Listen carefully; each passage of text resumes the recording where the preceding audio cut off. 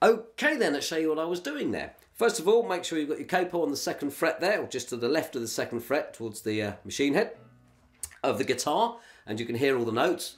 And it's in tune. I'm going to refer to the 3rd fret on the actual guitar as the 1st fret for the teaching purposes, because we've got the capo there. So that'd be 1st fret, 2nd fret, 3rd fret, 4th fret, etc. Right, first bit goes like this.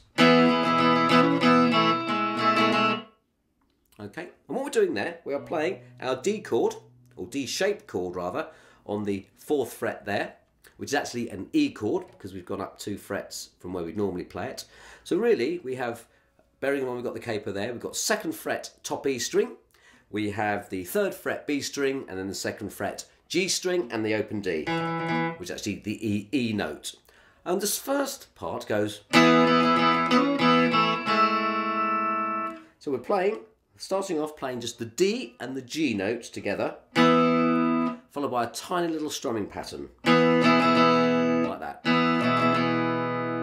Okay. And then we're going to hammer, we're going to play the 2nd string on the G string, hammer onto the 4th fret of the G string, and then play it again. So we have, but playing it. I tend to use just down strokes for this. It doesn't matter if you go, it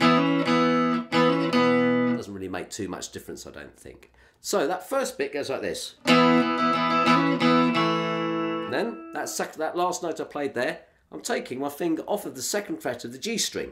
Okay, so we're playing those 2 notes, still D and G string. Doesn't matter if you hit the B as well, adds a bit more colour to it because you're still going to hit the right note. So far we have. Then we're going to place our little finger on the 4th fret of the D string and play that sort of chord shape there, which is George Harrison actually does use when he's playing it. I think George Harrison played this one anyway, like that. Okay, so that's the shape there. Just in case you haven't got that, you've got 4th fret D string, you have an open G, a 3rd fret B string, and the 2nd fret E string. So we have. That's your very, very first riff. Okay, do it slowly for you. Then we're going to keep that strumming pattern going there on this chord, so to enable us to lead into the next bit. So we have this. And we're going to put our forefinger, on the 2nd fret of the G string, like that, and then play the open G string, like that. Then we're going to go down to the 4th fret of the D string, there, with our little finger, and then open D, so it's, and then the open D, but instead we're going to lead with the open D note, but we're actually going to play the E chord in the D shape over the top of it, like that. So we have, with that same strumming pattern. It's that sort of pattern. So far we have this.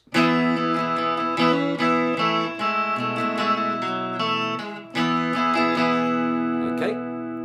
Now we're going to put our one finger onto the 3rd fret of the A string, but keep our other finger, that finger there, if that's the one you're using, on the 3rd fret of the D string. And we're going to use that as a chord,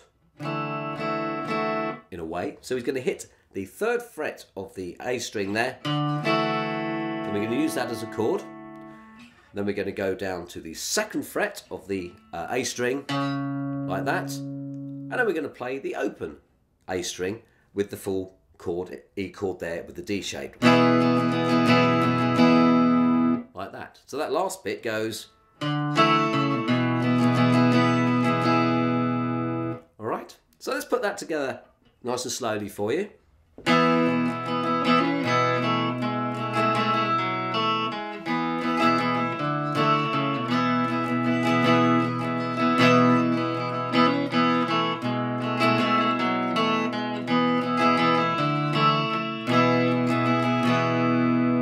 Okay, so missed that one slightly at the end there, but that is essentially what we're playing. Now, it doesn't matter if you strum a little bit heavier and use a few more notes. I think it's again up to you and your individual style. But as long as that melody line carries through and you can hear it, that's all you need to worry about. Right, hope you've got that. Go towards the next segment. We'll have a little playthrough together.